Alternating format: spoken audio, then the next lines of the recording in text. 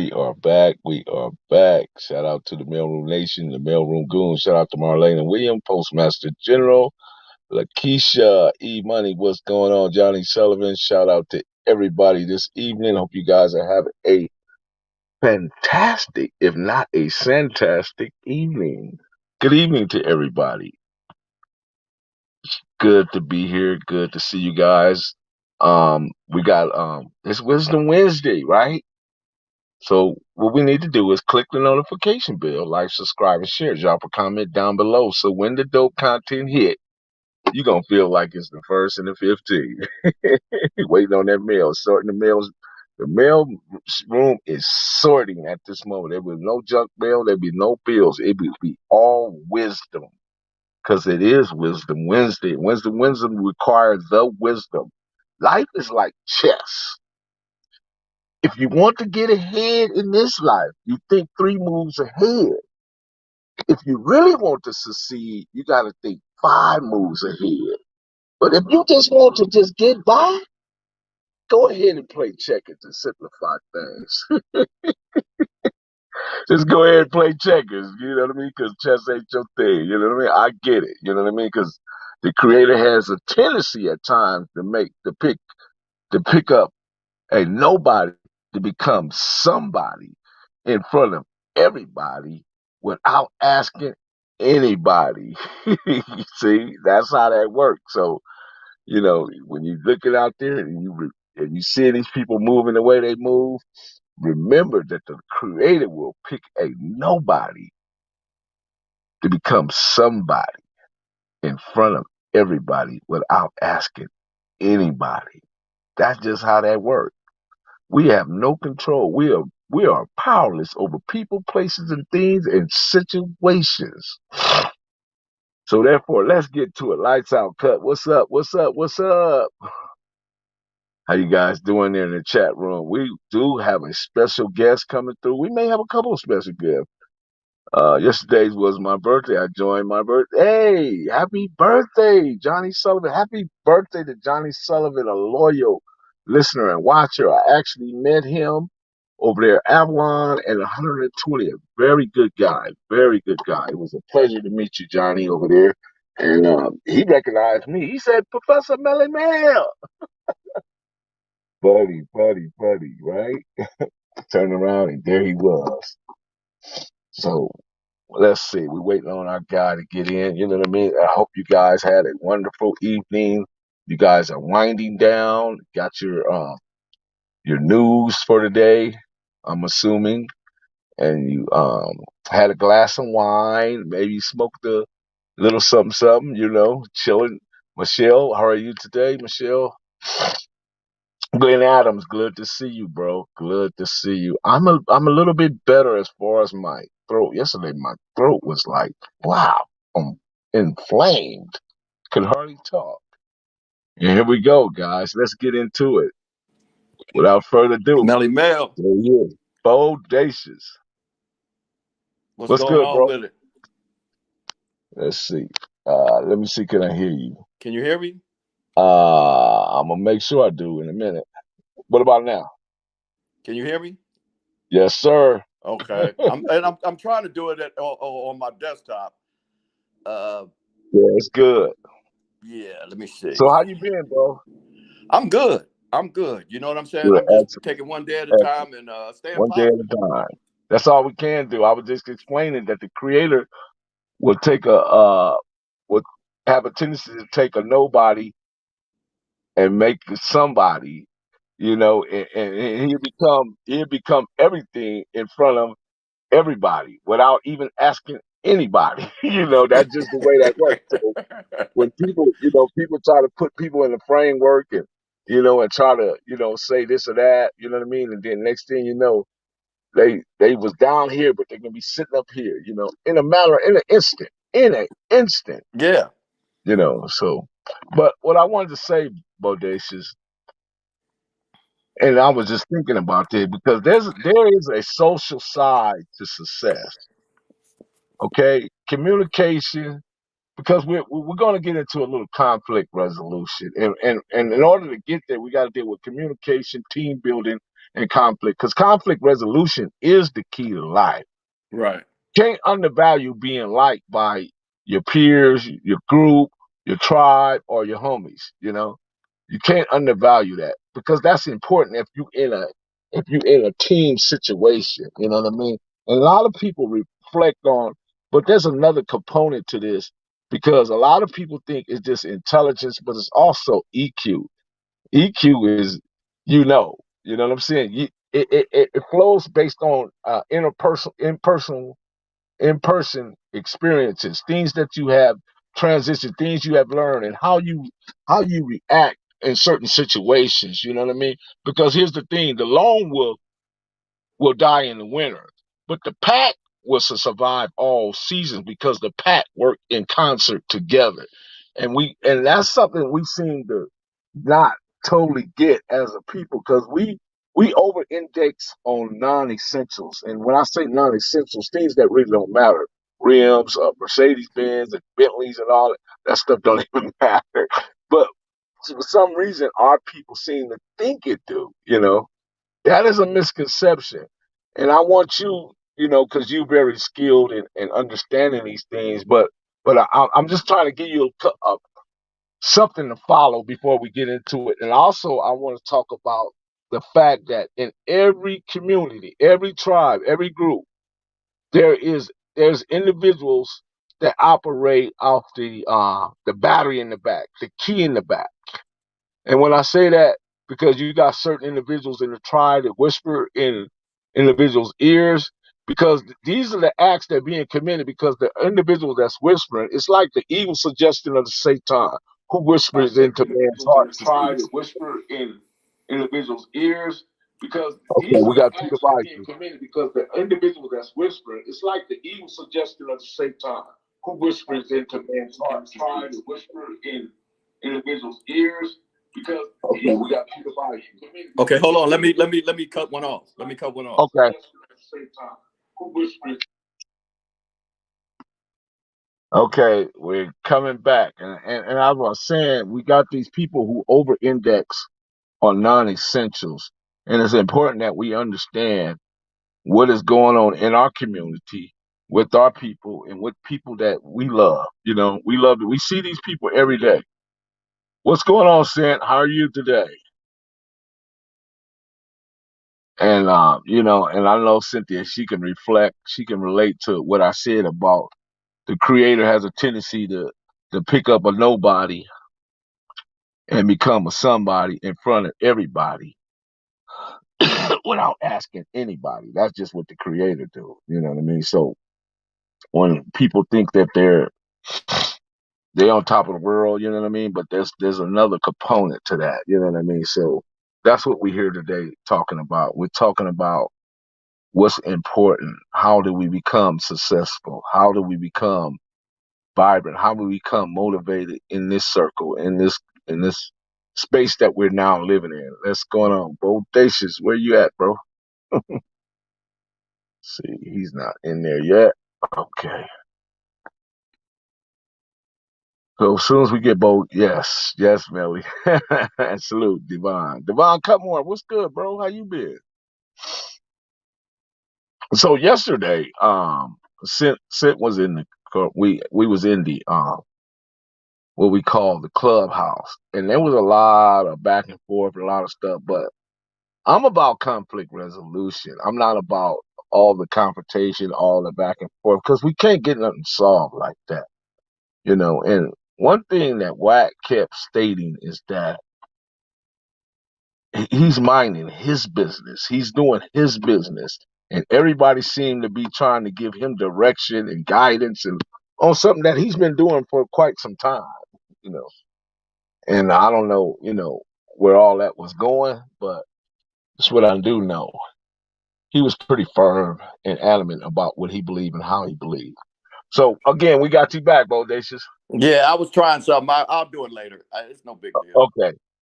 So did you were you able to get what I was saying, get anything out of what I was saying, or Can you kind of repeat it again? Because I was like, kind of doing okay, a what little I thing. said, there's a social side to success, communication, team building, and conflict resolution. We're talking about conflict resolution in regards to what took place on the clubhouse yesterday. And the Right. key to life is conflict resolution. You can't undermine being or undervalue being liked by your peers, your core, your group, your tribes, or your homies. You understand? Uh-huh. There's two more components. There's also the ability to be able to be a thinker, or other words, your IQ, but there's also an EQ component, which is you, know you. You know what I mean? That emotion or how you react to certain situations regarding information that's coming across your ears. Okay, and I've Right. also stated that the lone wolf will die in the winter, but the pack will survive all seasons. Other words, that when you work as a team, as a unit, you're more you're more set up to get through whatever you're going through. And people over index on non-essentials. They over index on because we get so wrapped up in rims and Mercedes and Bentleys. I know all these things are nice, but we don't have to get so overwhelmed by those things and think that because we got these shiny objects, this means we somehow have a good standing in our community, or we recognize as somebody that has wealth or any of that stuff. That doesn't mean that because Bill Gates go to Walmart, man, and buy his tennis shoes. So and look at he's a billionaire, pretty much Right. almost a billionaire. So I think we just got a bad way of looking at things, you know. And I just Well, want to get what you you can go ahead. you can go ahead. No, I'm done.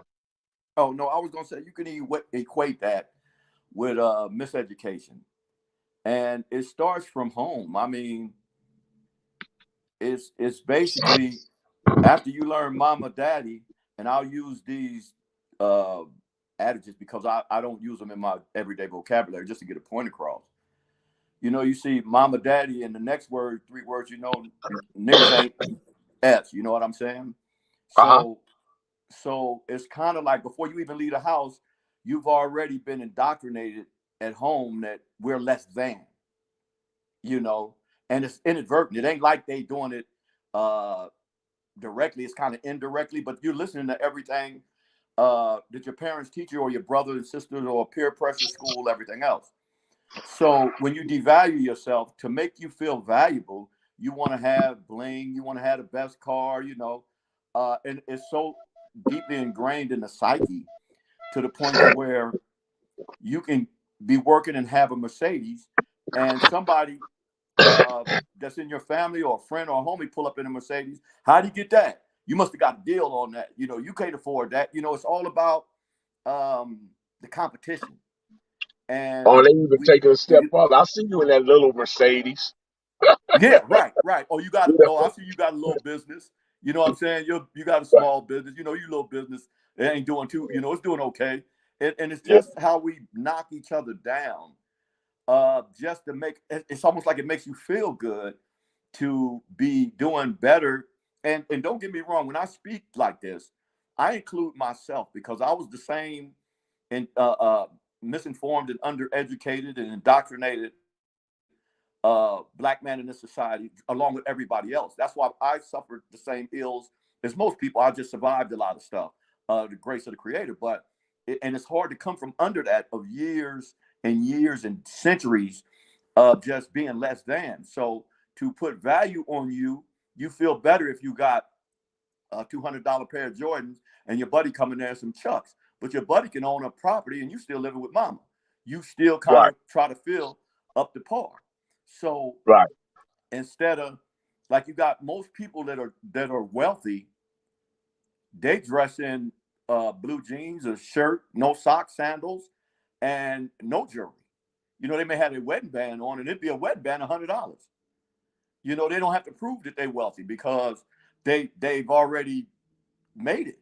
So we are basically suffer from show offism, if that's a word. You know what I'm saying? But I'm just It is one now. yeah, it is, it is. But it's pretty much our culture. We made it a culture to be backwards. or be feel less than. And I think coming up from out of that, because a lot of people are coming to a consciousness, even on the right, Fox News call it a woke culture. You know what I'm saying? You woke, because they can't put a lot of things past us that they used to, and we just battle each other over frivolous things that is not conducive to our moving forward as a whole. Like you said, the single wolf, the lone wolf, he'll get tore up by a pack of anything. You know what I'm saying? But in a pack, they dominate, and we don't That's have right. that. We don't have that collective.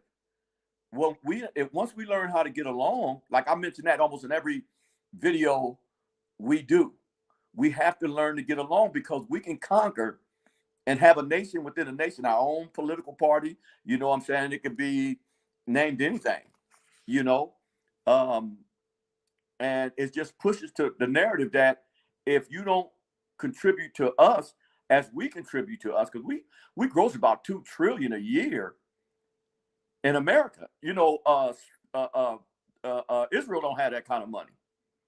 There's Now, countries that black don't have that people, kind of money. black people is ninth as the richest economy in the world. Black people, Exactly, we richer exactly. than a lot of countries. Yeah, Of course, our but we GDP don't is know higher that, than most countries. Yep. and we take that and give it back because we're consumers. We've been Right. indoctrinated to be consumers. I gotta have this. I gotta have this. My house got to be bigger than yours, and this and that. When you have other groups that can buy a house, like just say my house is 5 bedrooms. You know, well, I say 4 bedrooms in the office, which is really because it got a closet, it's a bedroom. But um, they will have 3 other families living in here helping to pay just long enough to calculate enough revenue for each of them to buy a home and get their credit right. Instead of you trying to be something that you're renting or whatever, but you don't allow people, because you show off and like, look at this, look at this, look at how I'm doing. When really you're not doing no good or injustice when your people are not doing good. That's why Yeah. when I gauge success, in my opinion, success is when the majority of the whole race is doing good. Right. You can't just like they done got us to the point where they pick our heroes like Martin Luther King or Jesse Jackson, Al Sharpton, whatever. These are not our leaders. These are not our Yeah. heroes. They proxy, man. They self appointed, man. You know what I Right. mean? Shout out to Terrell. You Exactly, know. because nothing has changed since they've been in that position. You know, it actually has got worse. So we got to stop letting them pick our holidays, controlling the narrative, what we are, who we are, how great we are. I think it was on Clubhouse that mentioned we got to support our people and stick by our people. And when something happened, explain to everybody and control the narrative. Well, I understand why that brother went off and robbed that store, because we've been under 400 years of oppression and subjugation and violence for 400 years, and it hasn't stopped yet.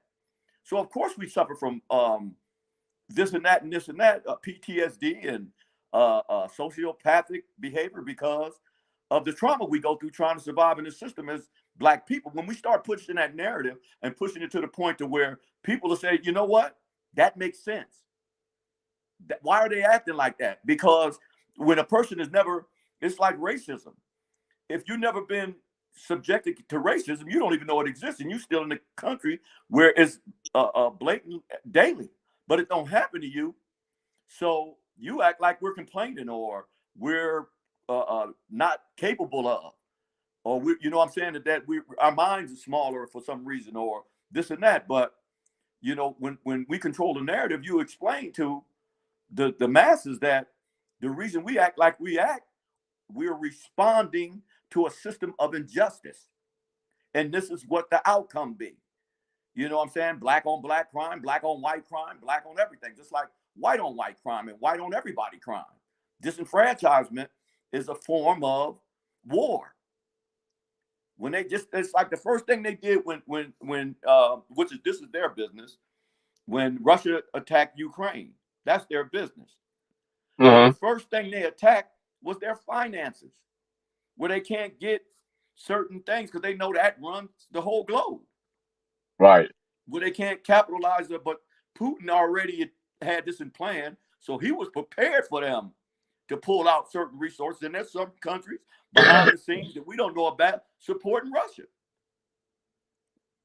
You know what I'm saying? We don't know, but I'm quite sure there's some other ones that hate this country. You know, but then they want us to be on the front line or use us as proxies, like you said. And the first thing they say is one of the NBA sisters over there got captured by the Russians and she's in jail. You know what I'm saying? So that makes it look like the black community want to be, you know, marched for that to get her from over there. What? At the same time, she did have drugs. She got caught with something, and then homosexuality. You can't have that in public. You know, certain countries got certain rules, and they go by. But don't try to make it look like, you know, the media, the controlling the narrative, make it look like just because she was American, they grabbed her and this and this. She put herself in a bad position, you know. And whatever happened, it happened because now is the worst time in the world to go be caught up in Russia or Ukraine as people of color. Ball What game, do you what's think, going on, man? fam? What's the Charles the ball game? I read in the news feed that some black guy, right? He left his family in the United States to go to Ukraine to fight the Russians. that, Now, that, I can't imagine what crawled in that Negro's, because he is definitely a Negro because he needs to grow. But right. I can't imagine where he got that idea. How did that settle on his mind and heart like that for him to be moved to go do that? Well, It's unbelievable. it's not. It's not really unbelievable because the Negro was created in America. You know what I'm saying? I say it all the time. God made man. Niggas were made in America. You could Right. go back in 1821 and say, let me go get 2 bales of hay, some of that wheat over there, 3 niggers in a rope, in a whip. We was a commodity. We was chattel slaves. You know what I'm saying? So at a point in time after that, when they start abolishing slavery, we still got to keep their minds in check. Because one thing about the Negro, he never was assimilated. We never really bowed down and said, yeah, we're going to be this. But some of them are so patriotic because they got a job and they swear up and down, God blessed them to have $10,000 to where they blame it on religion and this and that, to where I'm going to fight for my country. Now you go over there in Ukraine and fight the Russians and make it back here and get killed by police. So that's that master indoctrination that has the Negro running backwards. And then when you say something about it, oh, I'm anti-white or I'm anti-system or this and that, I'm anti-injustice. I'm anti-racism. You know what I'm saying? So it's just a point to where you have clowns and jesters and buffoons and coons that they created just for that. Just like any movement we do, you know, they just now coming up after all this time. One of the brothers that set Malcolm up to get killed, CIA agent or FBI agent, is now just speaking out that the guns that the brothers had wasn't even loaded. And they sent them to prison for 30 years. Yeah. And they accept that. And Back where's the then, that's what you outcry? call a patsy. That was the Right. name that they used there, patsy, stool pigeon. Exactly. Right. And how could you go for that? Because they promised you a gas station like they did when they assassinated Fred Hampton. The black dude that did it, that turned him in and set him up and had his girlfriend poison him. So when they went in there, they just smoked him. They gave him a gas station. So the sellout and I'll say the race trader, as they want to call them, has been in our community since time. We've been here since we landed here. I'll give you another analogy. Gangster and myself, along with the Compton car, we doing a ceasefire. It's working.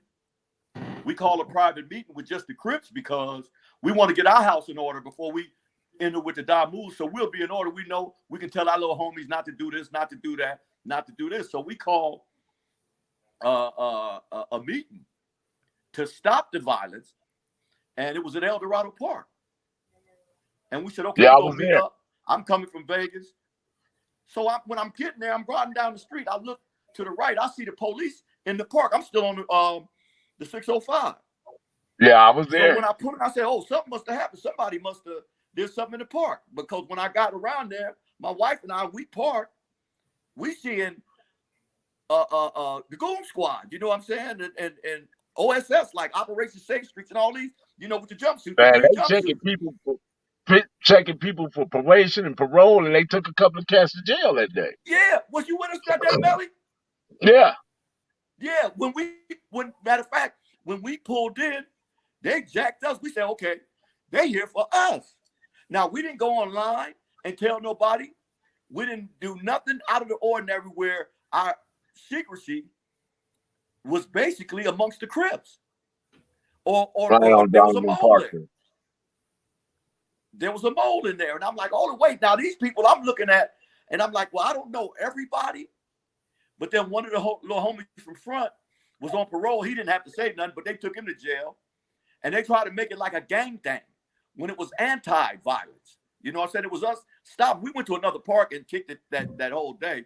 You know what I'm Yeah, we saying? went to the park over there by the cemetery. Yeah, on Cherry. On Cherry. Yeah, Right, right, yeah. right. And I was like, And then we and I wind up pointed there with Marcellus and them on up there on the on the laundry. laundry. Yeah. Right, West Park. We went to West Park. Right. You know what? That was the first time I met that youngster that do that Compton Inc.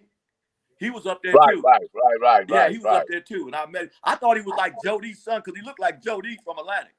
You know what I'm saying? right, Because Jody's daughters right. was out here with me. And I like, y'all look just like the, he said, no, I ain't no kin to him. I like, wow, you look just like Jody. So I'm just saying how we get infiltrated by our own for crumbs. And then it turned out the ones that get the crumbs, they don't like them either because they sell outs, they know it. And they just like, how do you do your race like that? How do you do your people like that? They can't understand it.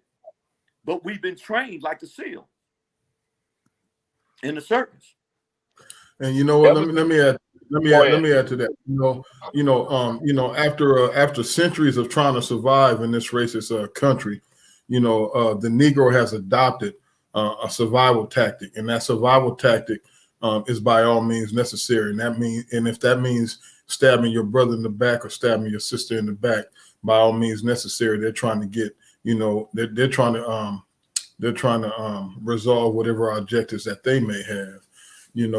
I was just now on the I think Haru posted last night's Clubhouse. Normally I would sit in on that, but yesterday I didn't sit in on it. And I was listening to the comments and some of the things you said. That Wack was being adamant about his position, but the brother came into the situation as always real disrespectful, calling people out their names, and you know what I mean. Just being a keyboard warrior. Me myself, I really don't got too much respect for that brother, and especially him being on the Damu side, because that's just not what we do. You know what I mean? And the thing is, we continue to be the crabs in the bucket. Why? Is because we haven't been able to come from up under that particular survival tactic. And it's really and you got some of us, like I was listening to Dr. Umar today on the Tavis, where he was on not Tavis, on the brother Roland Martin, and he was saying about the Russian and Ukraine conflict that he will not subscribe to being a plantation Negro. Like, who cares what's going on over there in that country? Both countries are racist against people of color. I can give a damn about what's going on in Ukraine. Putin can blow all their asses up as far as I'm concerned, and vice versa. You know what I'm saying? That ain't none of our business. Yeah, that ain't none of our business, man. We have to continue to do what we're doing over here, and trying to keep brothers and sisters from killing and harming one another. Me, myself, Melly, Big Bodacious, both of my big homies, you guys are Keyways, I'm a Damu.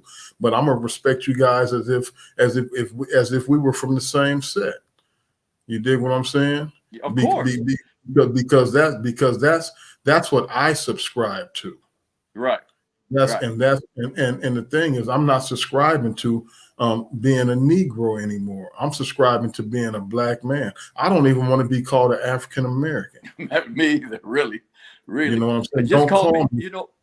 just call me by my name. Just call me Yeah, by just my call me. name. I'm not. But even That's it. I ask people. I ask people all the time. When you fill out an application or you fill out an application to get some type of credit or to move into an apartment, whatever it is that you got to fill out the information. And I ask people sometimes, like, what do you classify yourself as? And it's been unbecoming to me that 90% of the brothers and sisters that I talk to, they classify themselves as African Americans.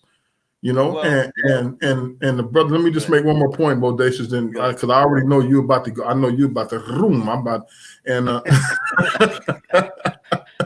and the I thing can is, listen too. I listen too. Believe no, me. no, no, no. But I always listen to you because you always come. You and I tend to be on the same page a lot. For the most part.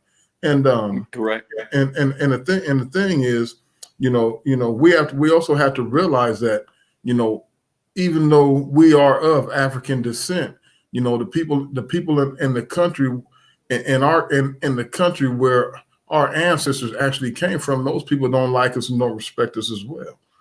You know what I'm saying? So I'm subscribing to what I am. I am a black American. We built this country. That's Yeah, exactly what you are.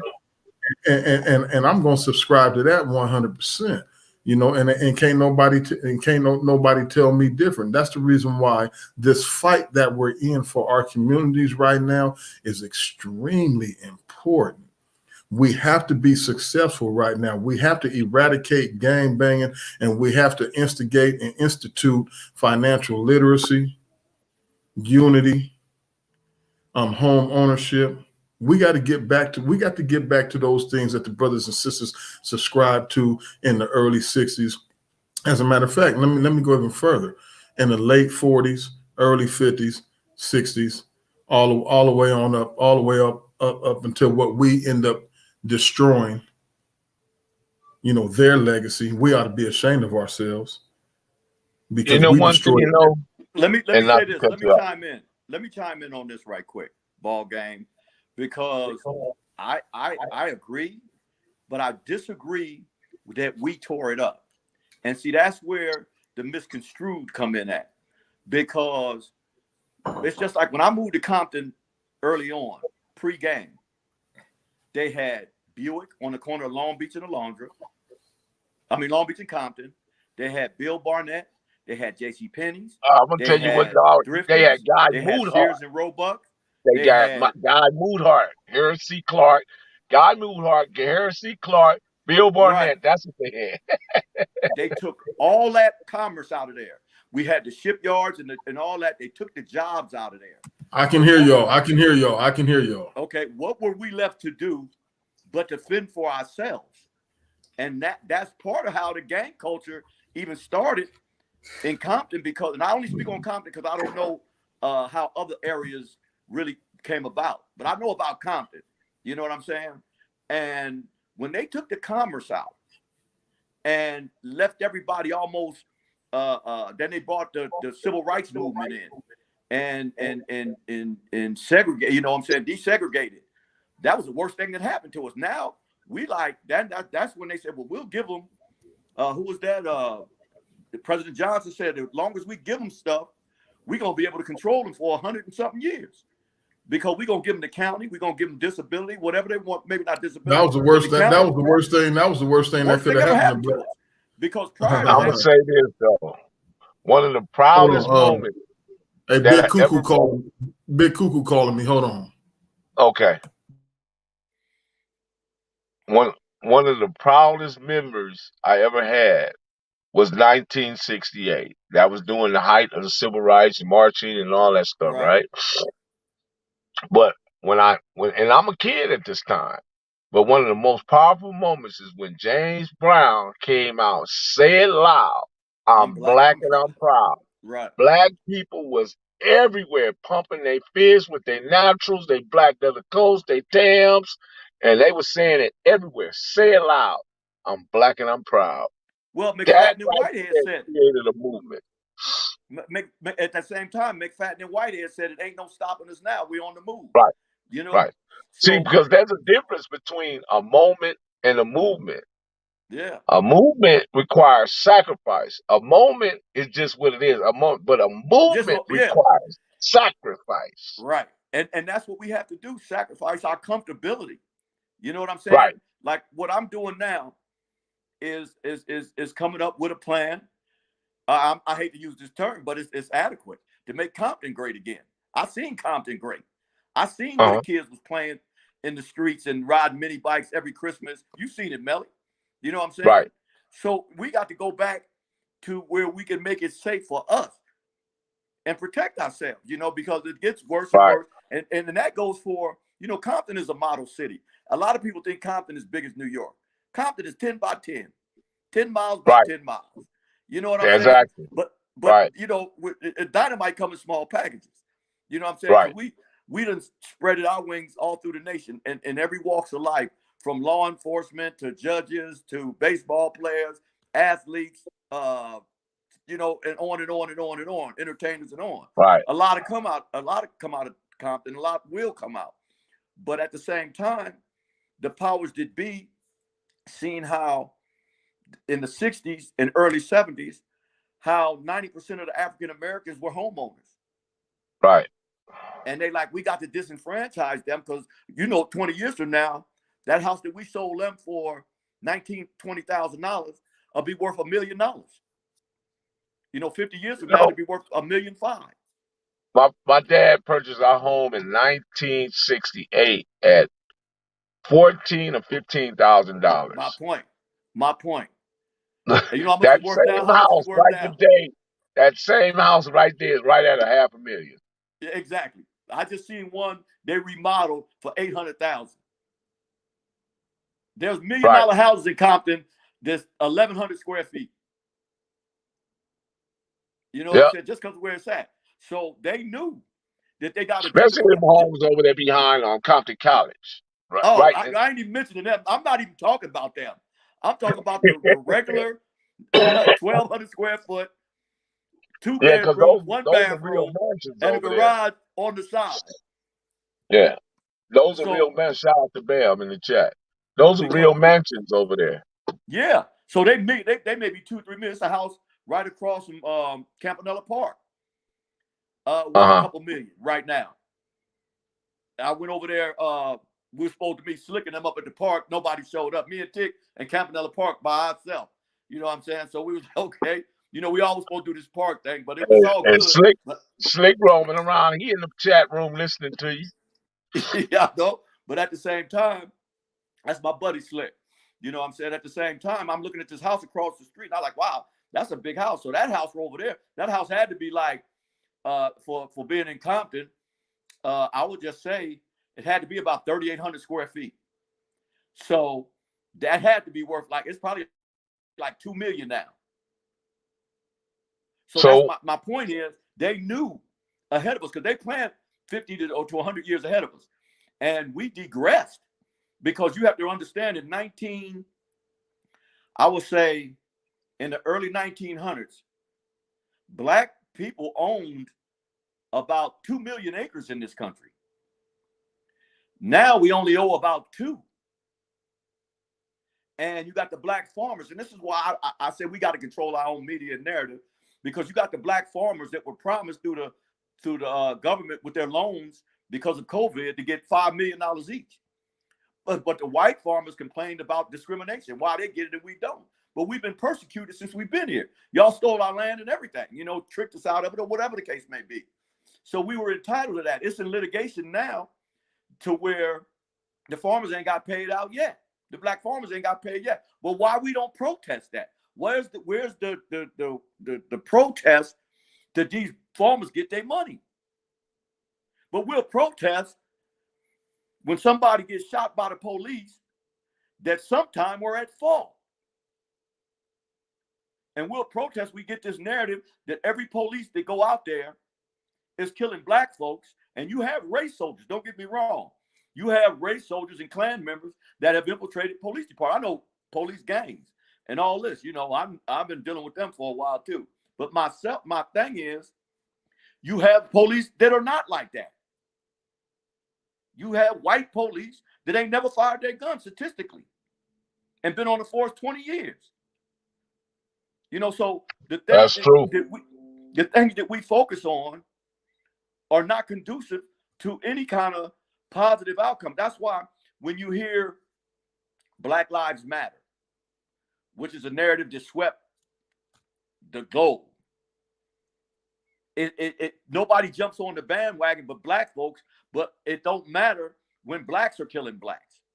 So people who look at it don't get no teeth. As long as you say, okay, well, this one cop shot a black man that was running. He didn't have a gun, but he was running and he broke the law and been a criminal for a while. And we know that's not right. Or, she said taser and it was a gun. We know that ain't right. But right around the corner, we shoot 200 black people and murder them and not a peep. So the hypocrisy is immense. And So then you got and then people that's we like, that don't make sense. and then we got to get together and fry chicken to bury them. Or wash cars. And that's my point, is that somewhere along the line with what we do, when you just mention it to certain people, they're still in a funk of Americanized or Westernized to the point to where we're speaking like sideways to them. And they don't understand that we've been reduced to what we really naturally are. Just like they did the Native Americans. And one thing I give to our brothers, our Native American brothers, because they all are from African descent too. A lot of us are from, because my grandmother had Blackfoot and all that and this and that. So and you got to listen to our ancestors and our grandmothers, because they knew what we were. They try to say all of us came over here on the ship. All of us wasn't. It was some of us already here, because we was already Blackfoot, Cherokee, whatever tribe you was from. So what they did, and one thing about Geronimo and Sitting Bull and Crazy Horse and them, they said, you'll never make slaves out of us. You'll have to kill us all, because we already ghosts. We already dead. We don't care nothing about this. They couldn't attach a value to them. They couldn't attach their financial system and their religion. They never went for their religion. They never went for their Christianity. It's always a few or true traitors, because they starve you to death, and then they give you some rotten bacon or something, or a pig that's rotten so you can eat. So you'll go track and hunt Indians for them. You always had your infiltration because they used master manipulation. But at the same time, even though they slaughtered a great deal of them, millions of them, So let me the ask you this privateers, question. Let they me ask you still have their own sovereignty and their own land to this day. They buying up the casinos in Vegas. They got 2 or 3 casinos. They own the Palms. They own a whole bunch of casinos they get right now. What do we own? Because they stayed as a collective. Just like we got to one day just say, you know what? You repair us. We built this country. You give us what we have to give, so we can own a state and have a sovereignty state where we don't pay taxes, have our own everything, our own crops, our own everything, or kill us all. why is it so easy, being that we was a people that was stolen, disenfranchised, undervalued, underestimated, and marginalized? How is it that the same people was able to come offer their religion to us, and we willfully, because everything we know about religion came from them. It didn't come from us. That part of religion, and I'm not talking about the African spirituality and the Right. things that You're came talking about before. the Uh, European Christianity. They come from Roman. yes, They come from the yes. Romans The and the Roman Catholic Church. Greco-Roman. Yeah. They trauma and pain, because there's 2 kind of pains.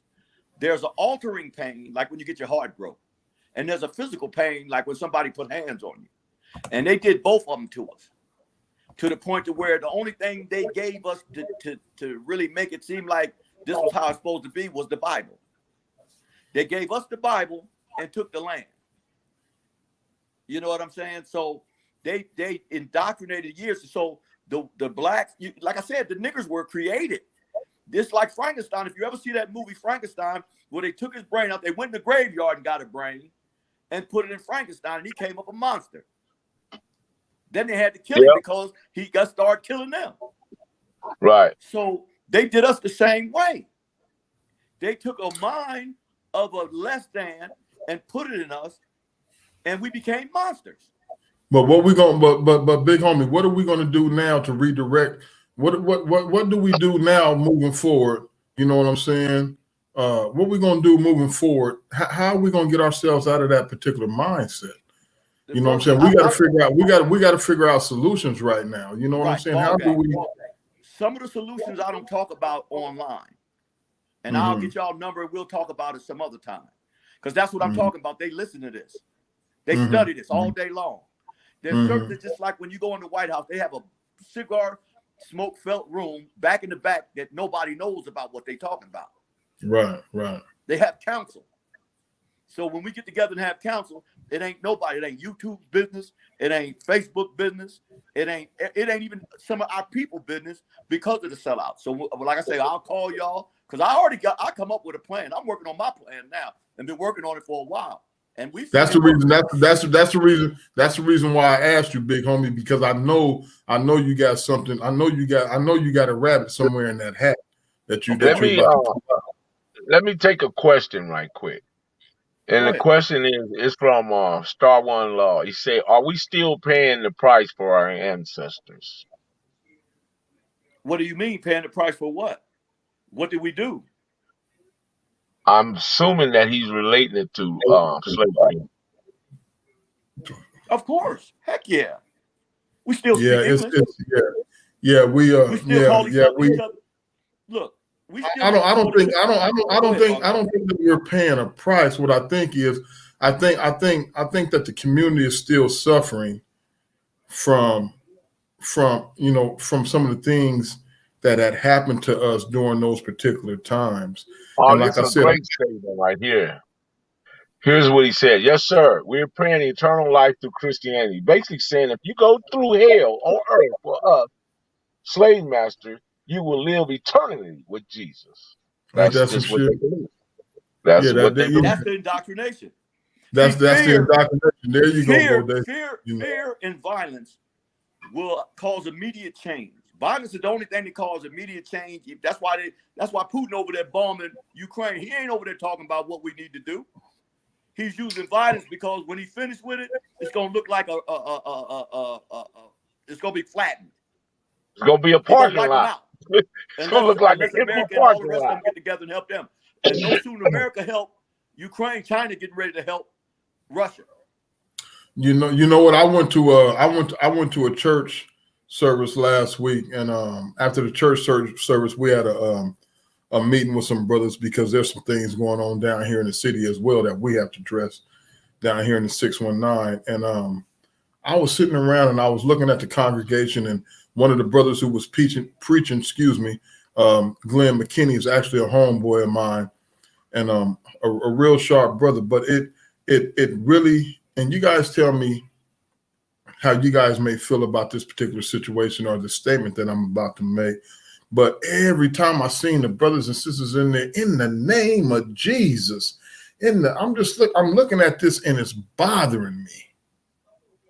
I'm hearing this. It's every time in the name of Jesus, and you got these sisters behind me speaking in tongues. To me, growing up in the church, now when I sit in the church, it seems so odd, and so it's like what the heck am I doing here? I don't deal with spooky, man. That's spooky to me, man. I get up and leave. I don't be dealing with that. Listen, Melly, it was spooky. It was spooky to me. You know, it was spooky to me. Having grown up in a church, that's where I honed my musicianship, my skills of playing piano and drums. And back then, I really wasn't. You know, as a young kid, you're not tripping because I basically went to church just to play music. When I was sitting in there last week, I was it was creepy to me. Yeah, I go hear the choir. I like hearing the choir. I like seeing them You know what? perform and stuff. These are rituals that they practice in church. Like I said, we all been in that place coming up as a child or even as adults. We go to funerals and everything else in the church. And I just look at the progress of the black church and the black community. And I look at, because I'm not going to say, people can believe in a doorknob, whatever you believe in. But when it comes to a collective, you keep your belief where you have it at or on your Sundays and come to a collective as we're all in this together and move forward. But as a Christian, when I ended up in prison, a Christian, I read the Bible at least 7 times, frontwards, backwards, everything. I'm trying to get an understanding. I'm praying, God, give me an understanding where I understand this. So when I read the Bible, it led me away from the Bible. You know what I'm saying? Because then I said, well, let me read the Quran. Then when I read the Quran, I sat there and read the Quran. I was like, hold on, wait, the Quran and the Old Testament is the same thing. It's just different geographical areas that put it in different writing or different languages. I like, now I'm starting to get somewhere. So I went on and read like 100 books, none of them fiction. Philosophy by the Hindus, Buddhism, all that. So I said, well, technically, I'm every religion on the planet. Because now I'm spiritual, and I done tuned in with the creator of all things.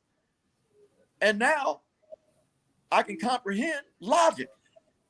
Because the author of confusion will keep you off balance, which is, if you look at any news broadcast, look at this COVID crisis we had.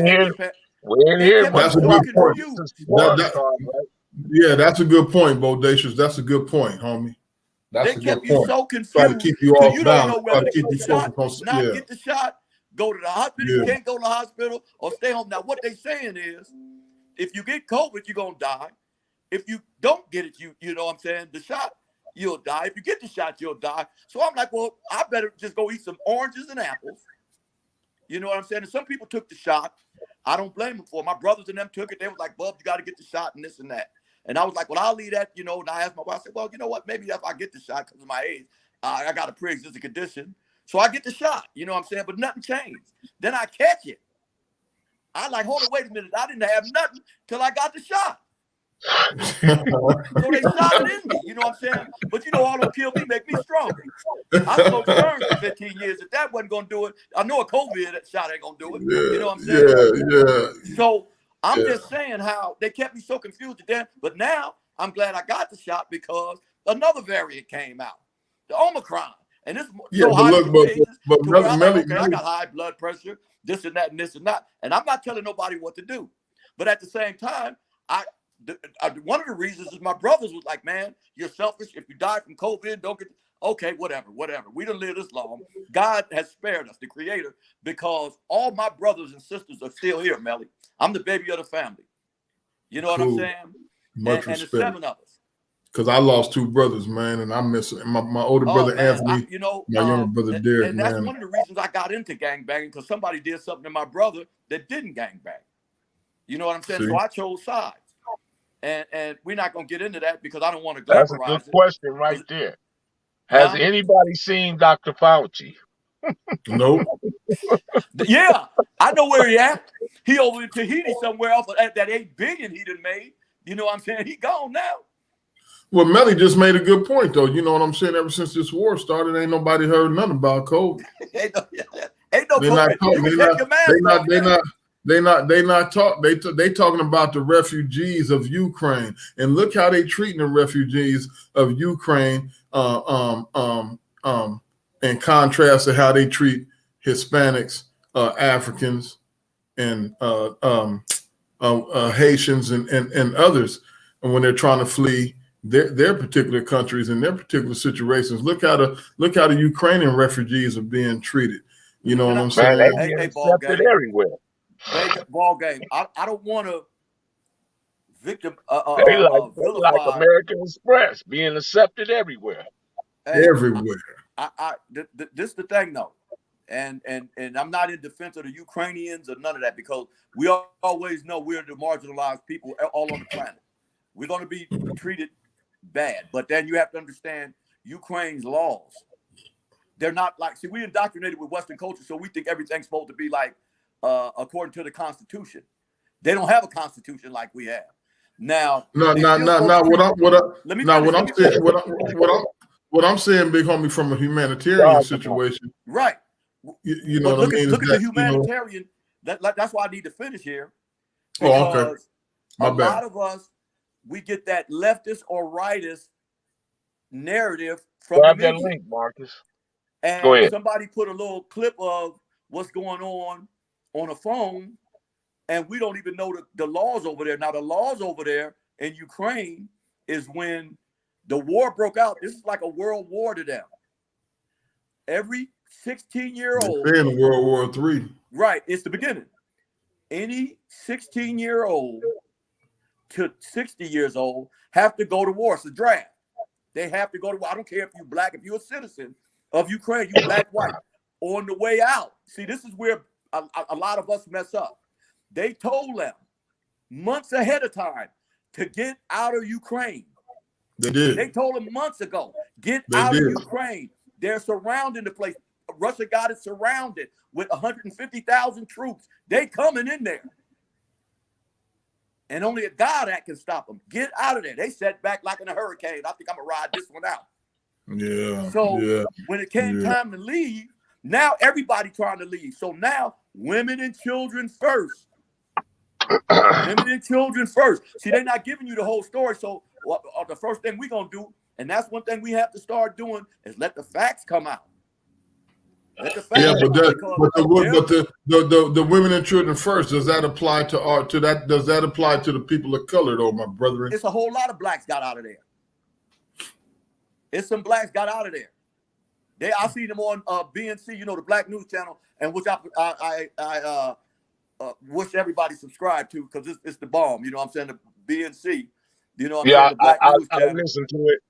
Yeah, because they had a couple of college students that were Jamaican and all that. BBC? Is that the BBC? No, BNC. No, BNC.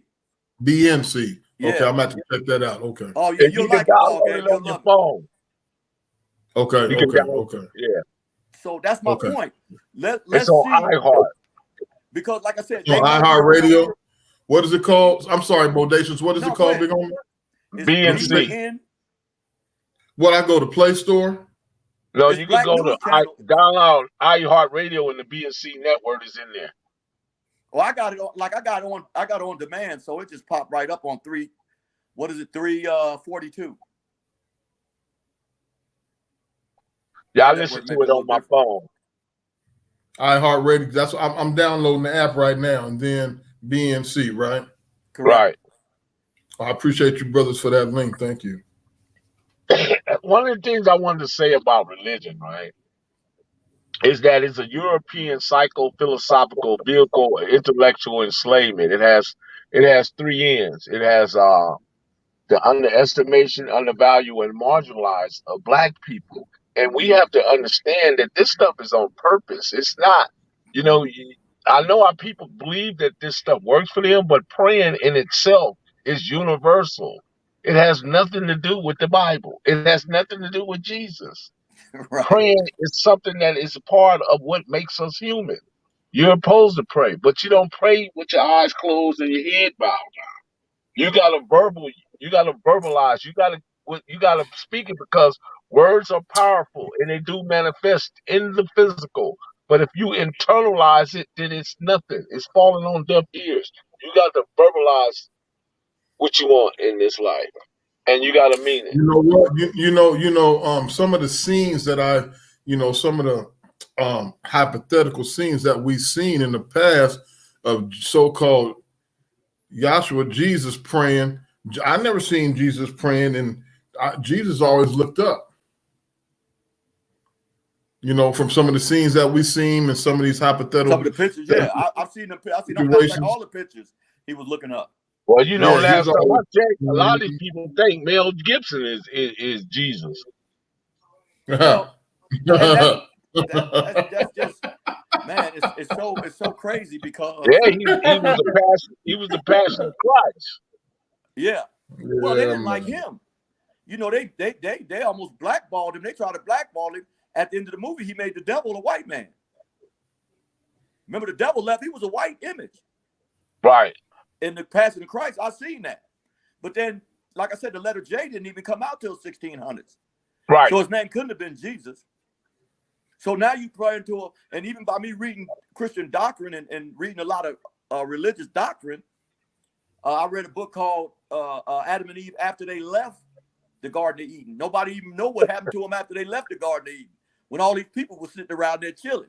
You know what I'm saying? Right. So my thing is they use it as a tool, a mind tool. Right. And they've indoctrinated us to believe in fear, heaven or hell. If you don't do right and pray to the white man up this on this picture, you're going to burn for eternity. Now, eternity is a long time. That's more than a few days, Melly. You know what I'm saying? Yeah. You know what I'm saying? Yeah. So, and I got burnt on the stove the other day. I was like, oh, I can't do hell. You know what I'm saying? But that's fear mongering. You know what I'm saying? Because you didn't know nothing before you And got that's here. exactly You what probably that don't know nothing when you is.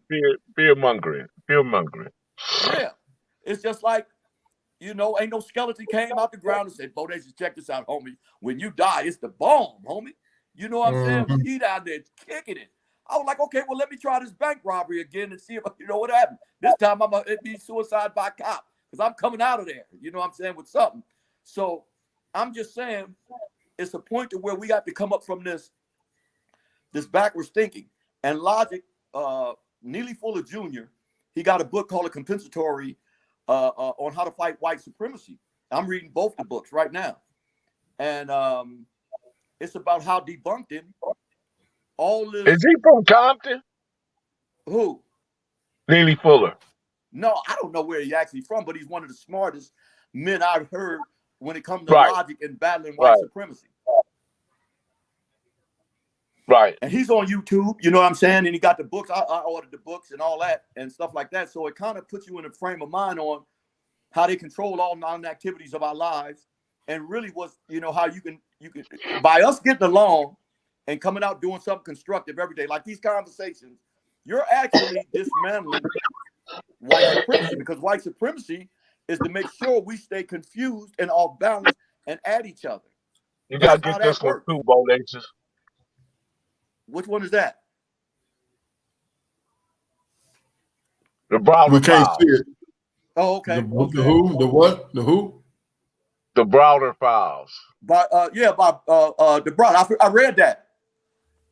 I read that. Yeah, it's a great book. Melly, let me send a shout out to the homeboy, the Goob Show, man. That's my Steeler partner. What's up, Goob? How you doing, homie? And while you at it, I'm gonna say a prayer for your Steelers. You ain't lying. We need it. And I promise you, I won't send it to Jesus. I'll send it wherever it be. Is it the BNC podcast? Yeah, I think they got it. Yeah, BNC News. Yeah. Yeah. Like I said, I got it on cable. So they live streaming Dr. and everything. Press's Crest is definitely incredible. Incredible book. The ISIS papers is an incredible book. Shout out to Goob, man. What's going on, Goob? Melly, you know what? I got that list of the books I read, about 100 of them. And hold on, wait, what I do with it? Let me they call it their name the Pro Ball instead of ball game. Well, that Pro Ball. Who called me that? Who said that? The good fella. That's my little homie DT. Yeah, he they know me as Pro Ball. That Pro Ball was my first. They called me that before my brother started calling me the ball game. Pro Ball. He can call me that because that's my little homie. But can't nobody else call me. I don't go by Pro Ball no more. It's the ball game. Hey, Melly, I'm gonna just give you a quick synopsis of some of the books I read. Okay. How to Give Birth to a God, and people can listen and get these books because they're very pertinent on our becoming conscious and aware of the system we live in and society and everything else. It was How to Give Birth to a God by Louis Farrakhan. Right. That's a good book. Vision for the Black Man. No, that's a good book.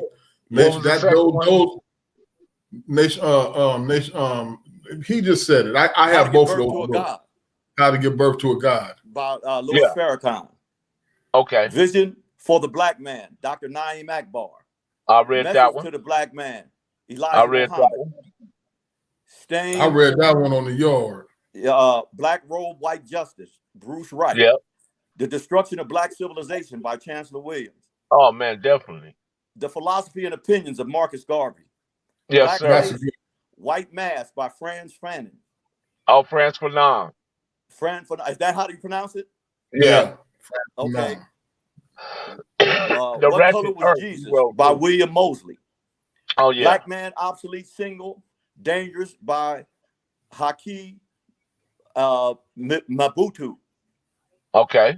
I never The read that one. Peculiar Institution, Slavery in the Antebellum. And it goes on and on and on and on and on. And here go a couple of books. Hold on.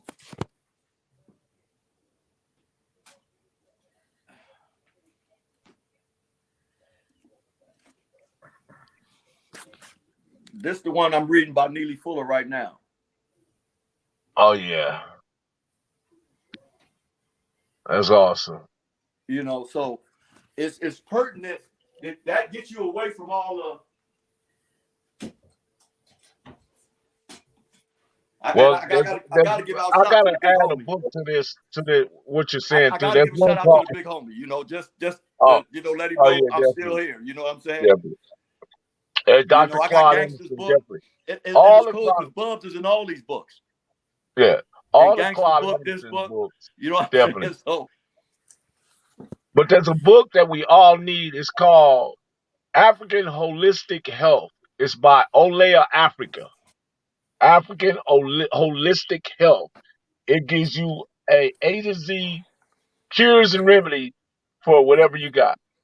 So if you guys yeah. want to go look it up, it's called African Holistic Health by Olea Africa. He just passed away recently, but he wrote an extensive book on cures and home remedies and herbs and medicines, not traditional, not medicine, modern medicine, but traditional from herbs and cures and stuff and Well, remedies that grandma and big mama lived. see, Because when I this was is where growing up, all logic. we had was castor oil, cod liver oil, and aspirin. That's all we had. But you know what? I'm gonna tell you something, Melly. That's all we needed. And a little Yeah. bit of vapor rub on your chest. And vapor rub. Big Chad is what they call it. Big Chad. And this is where logic come in, Melly. Ball game. Uh-huh. This is where just common sense come in. When Uh-huh. I got into spirituality, because spirituality is the highest form of knowledge the human can acquire. Yep. And when I got into spirituality, Read logic that right told there. me that the Creator already created everything we needed on this planet to survive.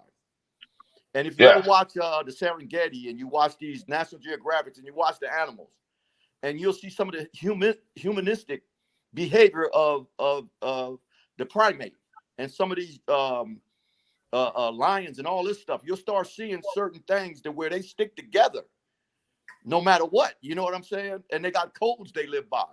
But at the same time, their diet, they're not getting from Walmart or Kroger, because they didn't bring our diet with us. So common logic tell us that whatever the Creator put out here for us to diet on is fruit, vegetables, you know what I'm saying? Nothing processed. It wasn't genetically engineered, is what you're getting Right, at. nothing genetically engineered. Well, Bodacious make a real. He makes a real good point, because me being a National What's up, Geographic. Oh, Jachan tapped in. What's up, Jachan? Oh, that's the homegirl. What's up, Tiny Time? Love one. Hey, sweetheart. The thing is, I'm a National Geographic buff, and I was watching a segment where one of the gorilla brothers, and I call them brothers because I just dig the gorillas, and the dude was sick, you know, and the commentator, which was David Attenborough, was commentating how he was eating certain grasses and certain fruits that they normally don't eat to cure whatever his whatever his particular ailment was at that particular time. And I thought that was extremely it was powerful, informational. I was like, you know, it's almost like, okay, I'm sick now, so I gotta I gotta eat this. Let me redirect my diet because I'm sick. You know what I'm It's saying? just like sex, because we're sexual beings and we got to be fruitful and multiply. Once you had intercourse, nobody has to teach you nothing else no more, unless you just get, you get a little freaky or whatever. But at the same time, it's innate, it's inborn. So you know how to multiply. You didn't have to learn it in school. You didn't have to read a book. You didn't have to do Well, nothing. well, You you look at know, an animal. Now that's you how. know what? That don't Well, fit me.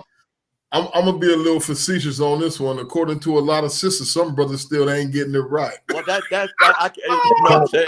Then Right, they got, hey, hey, you know what I'm saying. You can't please everybody, ball Well, game. my two sisters, boy, they be talking about these brothers, boy. I be rolling. Yeah, I know. I feel for the brothers. You know what I'm saying. But at the same time, that's why I mentioned these Serengeti in nature and these National Geographics.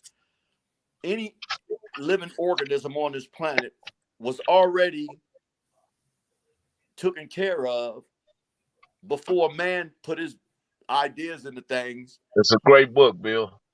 and tried to capitalize off of it. You know what I'm saying? Mm-hmm. Because even the dogs, I've seen dogs get sick and go right to grass. How do you know to go eat that grass and it'll make you better? Exactly. It's innate. It's inborn. So everything is already in us. That's why we're gods. And I'm going to say demigods. I'm not going to say the creator in all things, because even when we call the creator God, you just brought him down to a level of humanism. You Well, a just man brought and a him down woman to a human together has level. the power. A man and a woman together has the power of creation. Yeah, one man and one woman can create another whole world. Yep. It sure Create can, another yeah. world. So, and that's innate. So my thing is like this: we've allowed.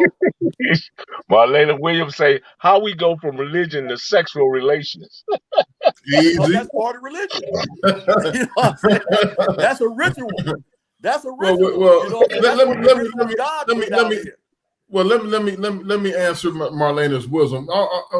Her question. It's just that we were talking about the spirituality part, and then it went into the how we multiply. I made a little funny. You dig what I mean? Because and we have to take into account is that that God put us on earth to multiply. How do we multiply? We multiply by engaging in sexual relationships. And me myself, I'm a Sagittarius, man. I'm a sex addict. I actually need help. Well, I'm okay. I'm married. I love my wife. Let me put this out here right quick. I'm married. I love my wife, and we all right. We all right. You know what I'm saying? We all right. So, and that's another thing. True. That's another thing. Perversion. Yeah. That freak demon ain't no joke. That It perversion ain't. ain't no joke. You know when you Ask well, R. Kelly I and don't. them. Ask R. Yeah. Kelly and Bill Cosby and all the rest of them. Well, I'm not. Well, that's a You whole can't control that. that's a whole different subject, big homie. But Marlena set herself up for that. Bless her heart. Right. Well, let's get back on topic. Well, I know she Melly kept ain't got but back. a She baby said another it's hour. all good. She's not offended. Oh, okay. That's right. And we're gonna keep She it. We're gonna keep it PG. You know what I'm saying? So to boil all this down to what I was getting at is that we already was created to be humans. Nothing else. Nothing. We ain't got to act like hyenas or nothing else. We was created to be human and do human things. But we've got to a point that we've allowed other humans to conquer us through all kind of manipulation and ills and everything else. We got to get back to living by a code of solidarity. Now they use skin color as a stigma. We do. They use skin color as a stigma. Stigma. They did that and made it to where it was less than. What we got to do is let me get back answer to this question. the skin color. Star one law. Well, science, biology, chemistry, biology, chemistry, physics, and mathematics come from our culture. Yeah, It come from comes Africa. from the African culture itself. So science is a part of who we are. It's a part of how we evolved and elevated. Those five things I just named moved this world more than any other subjects. So again, science, physics, biology, chemistry, mathematics. Okay, Right. go ahead. Bodacious. All that, when they destroyed the Egyptian mystery schools in Timbuktu and Egypt, and all the information that we had was supposed to be living by.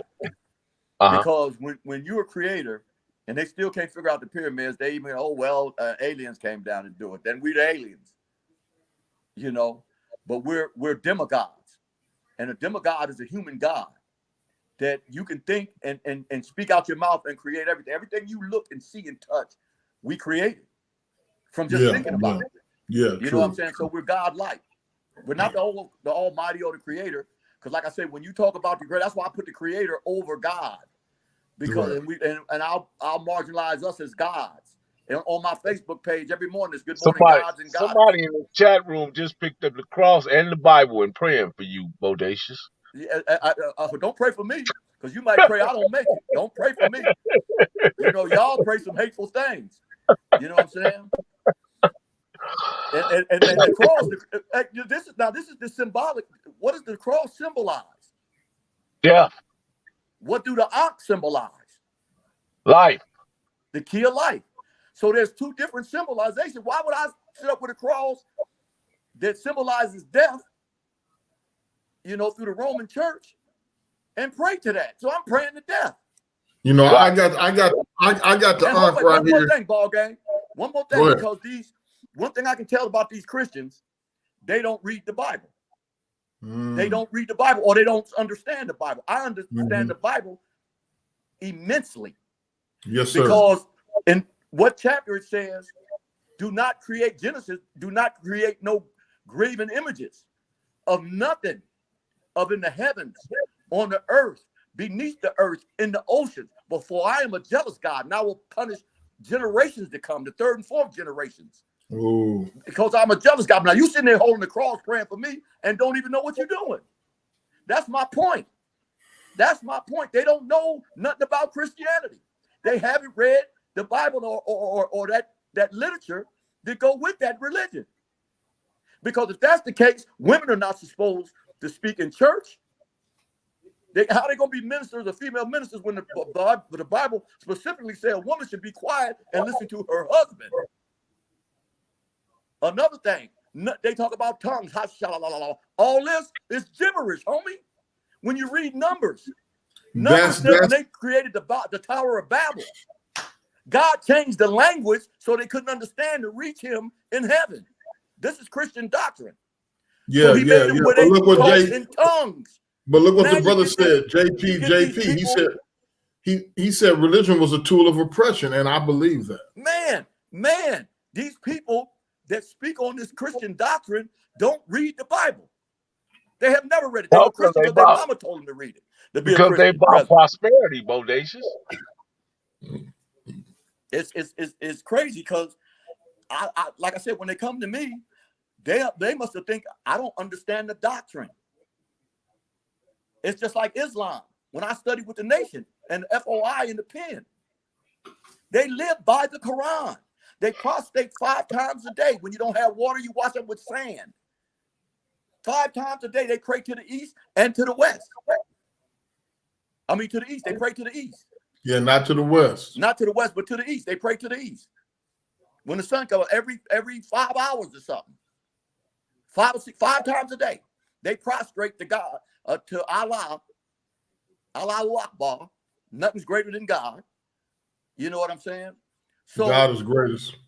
Right. So my thing is that when any time you follow something that tells you, even in the doctrine, if you're going to be that religion, you live by that doctrine.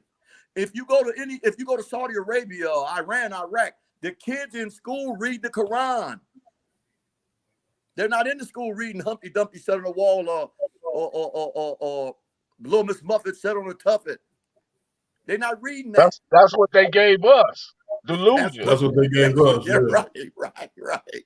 You know what I'm saying? Jack be nimble, Jack be quick, and all this. Gibberish. It don't mean nothing. But you go to any Arab country or any Islamic country, their schools are taught the Quran first, and they live by the Quran, the infidel. Surah Well, 4, I think. look Chase them look who we down, allow kill, to and teach kill it. our children, though. Look who we allow to Right. teach our children. The Chinese That's teach why, their own children. The Arabs teach their yeah, own children. Do you know what that's what place I'm we saying. are And look in who's teaching ours. That's America? the reason. That's the reason why. That's the reason why down here in the 619, we're advocating for more independent studies, and more independent charter schools where we're teaching our own kids. You understand what Well, I'm saying? I don't trust a unified school district. no, Texas just took the black books out of the classroom. The black authors Yeah. on that critical race theory. That you can't make nobody feel uncomfortable when you start talking about slavery. Make them feel like they are grow up to be slave masters, or we're going to grow up to be subjugated, which is true. Mhm. Why take that out of So, school? so Bodacious, why I got it on my mind? Tell them what your name means. What, Akil Fudal Kelfani?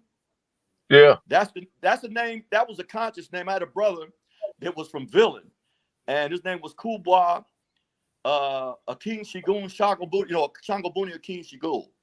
And my name means intelligent, excellent in character, and destined to rule. And that's the name the brothers gave me from studying with them. When we was in the pen, we came up with a think tank called Get Knowledge. What we did, we had the brothers that was in jail that was from, and it was amazing because right around this time you had the Million Man March. So we told the institution we was going to walk around the track 5 times during the Million Man March in Ironwood, and they said we couldn't do it. So we shut the pen down and did it anyway. Just kill us all. Then the warden came out and said, let them do it. You know what I'm saying? Because they ain't getting ready to go to work or get ready to do nothing. But we started this think tank called Get Knowledge. So you had Crips, Bloods, Christians, Muslims. And that's why I come up with that saying, because my buddy, I talked to him on the phone today, because we were selling. He was from Swan, and I think he's from Villain now, whatever. He was a Damu, and I was a Crip, and they couldn't figure it out. How y'all sellies when y'all fighting like this? So we broke that stigma. And you know what I'm saying? And so in prison, we came up with Get Knowledge. And it was to learn and study at least an hour every day. Learn the capitals of the states, learn how to do math, how to do everything, go to trades, and just not come out of prison the way we came in. I call it the Malcolm X scenario. So anybody in jail that is sitting there, don't count the days, make the days count. I got 4 trades. I got I re-educated myself to like the first collegiate level of college. I came up from under a whole lot of ills that I was facing. Alcoholism, drug addiction. I've been sober since 89. I haven't had a beer or anything in profanity since 89. You know, well, I'll say 90 because I did say a few things in 48, but we'll get to that later. You know what I'm saying? But I just had to redirect myself because something wasn't adding up. You know, I'm like, how did I get here? You know, and I'm kind of glad I went that way because I had to, because I did some harm to me. You know what I'm saying? With Yeah, because drug addiction and stuff. you had to be removed from those circumstances that had the clutches on you in order to be renewed. In other words, Yeah. you removed the lies and you poured in the truth, and Yeah. you was able to They see helped me, things. Melly. You was able to put things in perspective and come out and do what God intended you to do versus what you were doing. Well, you know It's what, so funny you Bodacious? use the name. It's so, go ahead, ball Out of game. out of respect, big homie, because I've been drinking a beer. I didn't know that, so now that I do know that, whenever we're on, because we're going to be on these platforms later on in life, I'll be conscious of me, you know, having a beer while we're talking. Well, see, let me clarify, ball game. I knew what worked for me. Now, when I was in them streets, I had to have a beer to get through the night. You know what I'm saying? Mhm. And I'll hit on Melly and something in a second. But I don't criticize nobody for doing what, because that beer may have to get you where you got to go to work the next day, get you through that stress level tonight. Do yourself, be yourself, long as it don't interfere with your capability of being functional. Mine was a I little don't know. different. I've never over the years, you Yeah. know, I never smoked a Sherm stick. I never smoked yayo. I never smoked a Primo. I ain't smoked no weed in damn near 10 years. You know, Right. I'll pop a bottle of champagne every once in a while, and I'll have a beer. I never smoke cigarettes. Right. You dig what I'm saying? But my thing is, I try to be respectful of of my brethrens and my Oh sister. no, man, that's nothing. You do you, because I know, like I said, I know people that used to have to get a beer to get through the day or go to work and do what they had to do. Right. I just knew what works for me, ball game. Right, I Because got you, I big was an homie. alcoholic. Once I Well, started my drinking, thing there was is no for stop. me, but for me, my whole life and my whole characteristic and my whole get down transcends nothing but respect across the board. Right. Appreciate it. You know what I'm Appreciate saying? it. That's where I'm where we got to at. be with each other. You know what I'm saying? And I never ridicule people for what they do, because then my hypocrisy would be immense. You know, and my hypocrisy only goes so far, because I did a little bit of everything. And that's why I was like, I didn't drink to have I drink to get drunk. I got high to get as high as I could, you know, and do what I had to do because I was numbing myself. But at the same time, I still stayed me. Don't get me wrong. I wasn't a bum. I was far from a bum. I was just active, you know what I'm saying? Because it was like, that's what it was, you know? But at the same time, and it's crazy, Melly mentioned about spirituality and how God put me in a position, because I had warrants out for me, probably dead or dead. I had 84 robberies in Long Beach, and I had, you know what I'm saying? And it wasn't like I did them all. It wasn't like I did them all. They just do stuff on me. You know what I'm saying? Then I had to think about it for a minute. You know what I'm saying? So, because when they went in certain pads, they found a gang of purses and a whole bunch of other stuff, but here nor there. That's the homeboy, Big Dev. Much respect, Dev. The cold part about it, Melly, I walked out early in the morning, about 4 in the morning, after doing my shenanigans. And a spirit came over me and said, go turn yourself in. And I said, man, you know, Cripston, I'm Bodacious Buzz. Man, I ain't never turning myself in. It's on Donkey Kong. You know, I didn't fear the police or nothing. You know, the police getting ready to get out the car. I kicked the door shut. Punk, get back in the car. You know what I'm saying? Y'all ain't built for this. Because they thought we were just well, we was. But at the same time, I went to turn myself in. I get to the Condon police station. Now, I got warrants in Long Beach. I don't want to go to Long Beach. It's because I want to make it to, you know, the court. You know what I'm saying? So when I turn myself in, I get to the front desk. I say, yeah, I give them my real name. I don't want to put it all out in public because, you know, you got haters. You know what I'm saying? So, well, I didn't give it up, Gary Prater. You know what I'm saying? It ain't no secret. Everybody know who I am. You know what I'm saying? I just like, you know, I just like to use my name for what it's worth, whatever. This is about Bodacious today. So when I get to the window, to the police department, I say, I'm turning myself in. So the clerk was like, you got any ID? I said, no, I ain't got no ID. Remember, I used to have a little gray cataract in my left eye. I had it removed cosmetically. You know what I'm saying? And it was like, you got to have some ID. So I was like, well, I'm getting ready. So now it's getting ready because the Holy Spirit, or whatever they want to call it, spirituality told me to turn myself in. And I was just breaking down, man. And they charged me with all kind of frivolous stuff, breaking in my own house. You know what I'm saying? All kind of stuff. But I had so much stuff. I was like, I need to sit down for a minute. So when I get to the window, the clerk was like, well, you got to have your ID. So at this time, Huey Taylor, Reggie Wright, what's the white boy name? Oh, man. I can't think of it. A few of them. Bookman, all of them came from the back. So when they came from the back, the clerk was like, hey, this guy want to turn himself in. So they said, well, what's his name? And she said, Gary Prater. All of them kind of like grabbed their holster. You know what I'm saying? And turned around and was like, Huey Taylor, he was the chief of police there.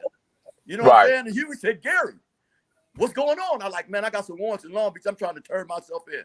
I just want y'all to give me 2 of them TV dinners. You know what I'm saying? Because they give you that Salisbury Steak. You know what I'm saying? Just give me 2 TV dinners. I got to turn myself in, man. I got so many warrants in Long Beach. I don't want to go out there because they probably going to kill me. So Huey Taylor, so the clerk was like, well, he don't have no ID. How do we know this Gary Prater? He said, I know it's Gary Prater. That was my first arrest as a rookie. Huey Taylor said, when I was a rookie, I catch him coming out of the house on caress with a rifle. At 13 years old, I said, yeah, Huey, you know who I am. And Reggie was like, well, we've been looking for you anyway. You know what I'm saying? You got a couple I said, look, I ain't got no homicides or nothing. Then you got to go back and think, because you loaded all the time. You got to go back and think and say, well, did I do this? You know what I'm saying? Because I'm just out there, Melly. I'm just out there. So technically, when I talk to homies like Sag and some other people that say, you know, some of the homies messed up when they went to jail, some of us got rescued, homie. Some of us got saved. You know what I'm saying? Because, like I said, I had no fear of law enforcement when the homie Hawk got killed on Atlantic. Remember when the Hawk got killed and the county police station was at Kelly Park. And I walked into the Kelly Park police station and they shut the door. So I said, yeah, when y'all come out, I'm blowing this whole police station up. So I'm walking down the street like a couple days later, they gaffle me. Talking about, we heard you got grenades. Reggie Wright, we heard you got grenades and all this. You talk about blowing. We know you do stuff like that. I like that. I was loaded. I ain't get ready to do that. You know what I'm saying? I'm not What up, Big Dev? So they see, take I down, see I you, do, Quincy. What's up, big you know, homie? some time, not much on a parole violation. But my point is, that's how I was getting down. And it was so crazy because when I look back, I don't even jaywalk no more, Melly. You know what I'm saying? I wait till the light, the little red light. No, serious. I heard that, Ball game. I'm gonna tell you why. If they'd have sent me to the level 4s the first time, if they'd have sent me to the maximum security the first time I went to the pen, I'd have been cool, homie. I'd have never did nothing again. When I hit them 4s and that sucker was rocking, I was like, man, this is crazy. This is crazy. You know what I'm saying? You got to get down. You know what I'm saying? So, and then I just happen to be who I am. You know what I'm saying? So to go to show that you go through all this, and I was telling Sag, I say, homie, you know, I love you, Sag. You the homie. I don't agree with everything you say. I don't agree with everything you do. But a lot of us had to go to the pen because we was out there putting in work, homie. You know what I'm saying? I mean, actual work. Well, like I said, Melly, you know, I ain't got to even put it out there. I've shot people that have rolled up on me on a bike with a pistol. And they say, Bub, what you shoot me for? I said, because y'all was getting ready to jump on me. That's why I shot you. It was 12 of y'all. Now, he got a 25 in his hand. I got a 32, but I ain't got but one bullet in the gun. You know what I'm saying? But fear is a mother. Because he pulled out his gun. He said, I can shoot you right now. And I said, I can shoot you back. And my gun just happened to be a little bigger. He had a 25. I had a 32 with one bullet. And I didn't know what cartridge it was in, so I could have just click. He'd have got me. He didn't have to say nothing. He didn't have to say one word, but I said I guess he was just curious. Now, when we parted, and I seen him years and years, a bunch of times after that, it was always, what's up? What's up? That's it. That's it. Because they started it. I didn't start it. They started it. They I started just happened to be one that like, okay, this how you gonna play it? Because we could have went head up. That part, yeah. And so you pull out, they start pulling out guns and shooting family members. So, but anyway, to make a long story short, this is why I tell these youngsters, they don't have a clue on what they get in after the damage is done. Because once you hit them level 4s and you got 25 to life ahead of you, and you get in there and them same dudes that you shot are homies, you got to click up with. You got to click up may with not them. be on your side. You know what I'm saying? And that's what I was getting ready to tell you about Scotty G, ball game. Oh, my homie Scotty G. Yeah, Scotty G's. We're talking about homies. The Serenos, it took off in Folsom, and they had already shipped us down because they made Folsom a level 2, so they shipped us to Calipatra. This is why I meet Scotty G and Huck. So we stayed on lockdown because it was a stabbing, like 6 stabbings a day, every day, and shootings. So that's why I say, y'all don't want to go to them 4s. You know what I'm saying? No. So we end up, the Mexicans was taking off because they gave the green light.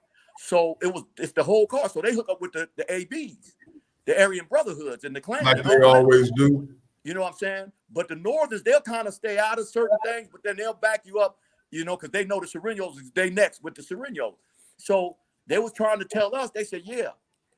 Because I knew a lot of the shot callers, and I knew Sleepy and all that from 18th and Psycho from Bassett Chico. You know, I knew a lot of Mexicans when we got along with Mexicans. You know what I'm saying? Back in the 70s that I was in camp with. That became shot callers for MM. So a lot of them, you know, we kept a lot of funk down behind that. So the Mexicans come to me and was like, hey, me and a couple of homies, hey, it's just gonna be us taking off on the Bloods. So we said, okay, cool, because they know the history. But in the pen, they didn't know we getting along. So they saying, yeah, we're gonna take off on the Blood. So me and the homies, that had iron, we passed it to the Damus through newspapers, like we was giving it, because we stayed on lockdown. So the homies that was from DeWardy and all that, Bear and all them, they would be serving the carts, the uprights with the food in it, and we break a piece of the cart off and make a flat with it and pass that and motherfucker. pass it straight, man. Yeah, that. It was crazy because this is why I know when blacks get together, it take a lot for us to get together. When we come together, we untouchable, homie. We untouchable. When we got the code, it was at 10 o'clock, take off on the Mexicans. At 10 o'clock, because they had already started Pop Lock. I think Pop Lock was from San Diego. Pop Lock is from San Diego. We told him not to use the phone. We said, don't use the phone, homie. Some of them is love sick, homie. Some of the homies get love sick. We got all day. We in the pen. And the Mexican police was letting Mexicans out on us because they poured up, because they the one bringing the dope in. So they let the Mexican out. They hit Pop Lock like 10 times. And when they roll him, take him to the infirmary. Wow. So we said, we got together, got our code together, said 10 o'clock. And I'm the tool man and behind the wall. And where was y'all at? Huh? Where was y'all at? Calipatra. Yeah, I remember when Pop got hit. Go ahead, I'm listening. Yeah. So I'm the tool man. So I'm passing out the tools to the homies. Picks, they got screws in there drill bits, and they're about 16 inches long. You know what I'm saying? So I got several, I'm giving them picks and everything. So at 10 o'clock, everybody take off on the Mexicans, the brothers, don't see y'all. And it was like 28 Comptons, about 40 Comptons in one building. And Scotty G and all them. So we all kicked it. We played basketball. Me and Scotty G used to battle in chess. He's even a little better. Scotty G's a rider. Scotty G's a rider. When it hit 10 o'clock, all the blacks took off on the Mexicans. So what had happened when we was in work change, we took off on them behind the wall. They trying to run through the sally port and get to the yard, but when the alarm go off, they shooting them. They shooting the Mexicans coming through the sally port. So they in a no-win situation. Yeah. So they locked us down for about a year. I think it was about a year. We got on lockdown. And that's how we roll. That's why I say, if we can roll like that in the pen, we can roll like that on the streets. On the streets, yeah, real talk. And that's the code we live by, because all you youngsters that's out there shooting homies from the same city, if they from Compton is a close-knit, it's a 10-mile radius city. Everybody know everybody. You know what I'm saying? Unless you're an insurgent and you come from somewhere else. Well, you know what, the same thing happened to us on Tuolumne Yard in Jamestown on the 3 yard. You know what I'm saying? But Big Forehead, I always thought he was from 40's neighborhood, but they say he's from 30. He was from 30. He was from 30s. Big Forehead and my homeboy Smokey Johnson from 5'9". Them brothers got together and they coordinated a cold strategy at 5 o'clock in the morning. The Mexicans decided that they was going to rush it because a brother from Texas was reckless and was disrespecting the Mexicans on the reception building on the Tuolumne Yard. And Big Forehead, he called the shot. You know what I mean? And him and one of my homeboys, Smokey's, he gone now. Rest in peace, big homie. I miss you, bruh. And back in those days, they gave you those peak coats with the fur around them. Right. Uh-huh. And the peak coats with the fur around them, big boots, and what's so forth. The fire camp coats and with the beanies, and it was a couple of brothers up out of Denver Lane, a couple of brothers out of Swan, it was some brothers out of Compton, and got to sharpen them tools. And on that Friday morning, it went down. You know what I mean? And it went down because at that particular time, we was able to put the Damu and Keyway thing aside and stick together as brothers, man. We were black before we were anything. And like you said, and what was so crazy about that particular time, that was one time where I actually seen the Hispanics and the white boys rolling up off the yard. Yeah. You know what I mean? And at that time, Tuolumne Yard, it had to be around maybe 40 or 50 Damus, to like 350 Keyways. You know what I mean? And that's when I knew that when I got out in 90, I got out in 89, that's when I started redirecting my thinking about this Damu and Keyway shit. Yeah, and it's cool because it's just like let's we could change subject just a bit. But I was talking to, like I said, I was talking to one of my brothers today. Excuse me for a second. And he was talking about the halftime show. at the Super Bowl. He said, because everybody in the world watched it. And what Snoop and them do was good because, that was on my side. That was on the blue side. You know what I'm saying? So, and I'm not a banger. I want to let everybody know I'm not active or nothing like that. I stopped gang banging in 95, literally, so I'm more pro-black. I'm more a nationalist, a black nationalist, African nationalist, an activist to uplift and move us in a different direction. But I got to deal with my hood first. You know what I'm saying? In other hoods, Compton, I live in Compton. I want to deal with Compton first, just to get us on the right track. And we've been working on it. We've done some good and some stuff fired back up. We got to get back to the long table. And we was talking about the halftime show, and the brother said it would have been perfect if you would have had, because when you say Compton, you know what I'm saying? You can't leave the Damus out. You cannot leave the Damus out. It's just that simple because they were the first black original gang in Compton. Right. Of that magnitude. You had Pop Rules. You know what I'm saying? And if they would have put like the Game up there, DJ Quick, and even if they left 50 and Mary J and all them up there, and at the end he said they should have took a knee and to honor Colin Kaepernick. Now, what symbol did they send to the world? This is all over the world. Now, I like Snoop, like I say, he on my side, but at the same time, there's got to be some kind of action taken behind it. There's got to be some kind of movement that's been going on with the Black Lives Matter or something behind that, because that's how y'all got. If it wasn't for Black Lives Matter and Colin Kaepernick, you'd have never performed at the halftime show. Exactly. So now you got to get, and then to take a white boy to do it. Right. And I ain't got nothing against Eminem. He's one of my favorites and on the planet. But I'm just saying we should have took a knee. You should have had the Nation of Islam up there. Yeah. You should have had the Game up there, because all that represent Compton and show everybody how we're uniting, not separated. Right. True. That would have showed you. Well, Bodacious, we're gonna leave it right there, bro. Okay. I gotta lay it down, shut it down. I appreciate you coming on. We gotta do this again because the Wisdom Wednesday is important that we lay the wisdom and also give the message to the individuals that want to hear it and receive it. You know what I mean? Shout out to you, Ball Game. Shout out to Bodacious. I appreciate both of you brothers coming in. Ball Game chewing right now. Melly, you know I'm a big fan. You know I'm one of your fans, boy. Right. So, man, get the kids something going out, man. Get the kids something going out. What I want to give going out is that learn how to get along with each other. We got to teach our kids at 6 years old not to name call, not to put hands on each other. And this starts at the home early.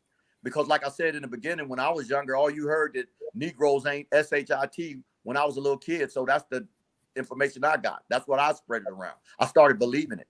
So we got to stop that backwards thought process and come up with, when you have 6 years old, 4, 5, and 6, because it started home, that we are one, we're good people, that we come from a great kingdom, and we're kings and queens and gods and goddesses. And we, you know what I'm saying, anybody, they get mad because they say, man, why you say gods? I said, because if you can call me an N-word or a B or F-U or punk or whatever that, and people accept that as in that N-word as your title. If you call me a god, I'm gonna think highly of myself. I'm gonna think highly of my women. True. You know what I'm saying? And names are they're subliminal. If you call me Batman, I'm either walking around with a bat or a cape on after a while. You know what I'm saying? I want to say, not to cut you off, big homie, but what I want to say is that I think it's time for us to start reestablishing our relationships with each other. Yeah, you know what I'm saying? Yeah. Like how we're homies. You know, Bodacious, I can bring my family up, my kids. I don't have any grandkids, but I can bring a nephew or two up, and I can introduce them to your sons, your grandkids, exactly.